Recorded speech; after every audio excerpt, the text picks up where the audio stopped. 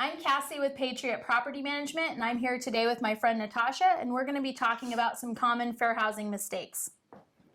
Okay, Cassie, I'm hiring Patriot Property Management to manage my property, but I need you to know a few things. I lived in my house for a very long time. I've taken excellent care of it. It is in perfect condition. I've never had a pet in there, and so I just want to make sure that whatever tenant you bring into it treats it the same way. So I can't have anybody with kids living in there because they might spill or, I don't know, on my white carpet. And then I can't have any animals, like no pets, no nothing. Anybody who has a service animal can't live there.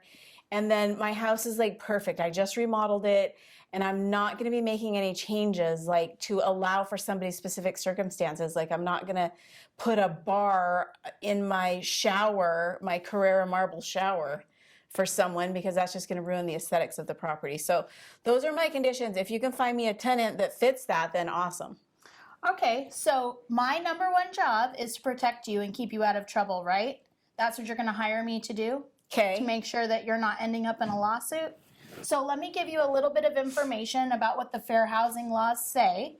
And then at the end of the conversation, I'll give you some time to think about what we talked about. And then you and I can decide if we want to work together. Is that fair? Okay, fair. Cool. So do you know what the 7 protected classes are that you cannot discriminate against?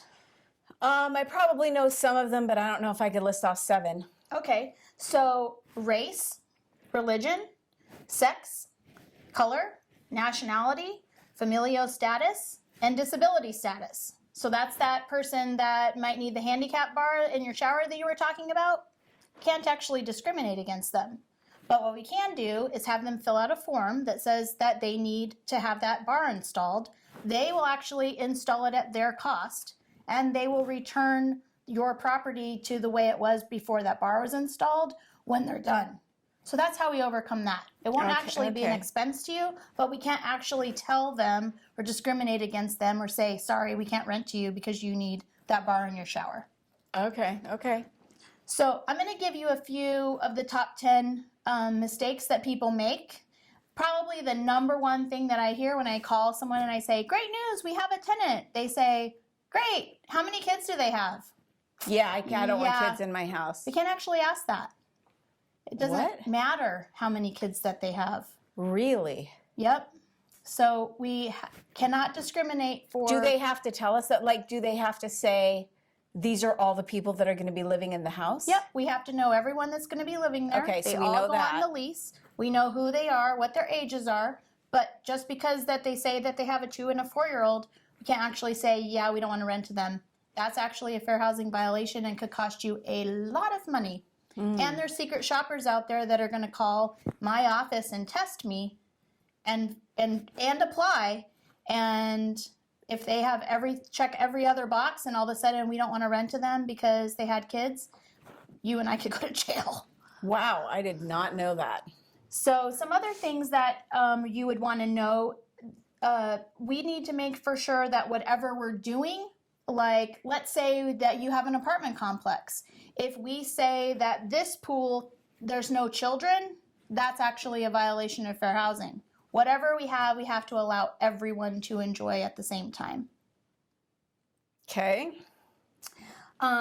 Not knowing what each individual city's fair housing laws are. Maybe there's a city that has a specific ordinance to handle a specific situation. Back in Tucson at one time, student housing wouldn't allow for pregnant women. Well, that's actually a fair housing violation.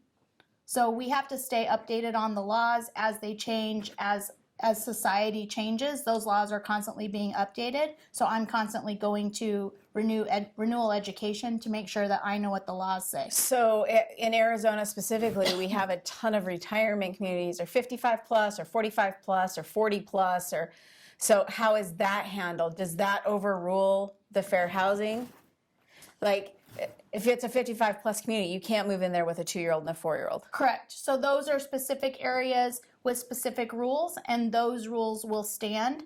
But if it was your property on a regular street that you just want me to find a retired couple for, and a couple in their 40s apply, I can't say no to the couple in their 40s just based Okay. on that they're in their 40s and you want somebody retired. Okay, got it.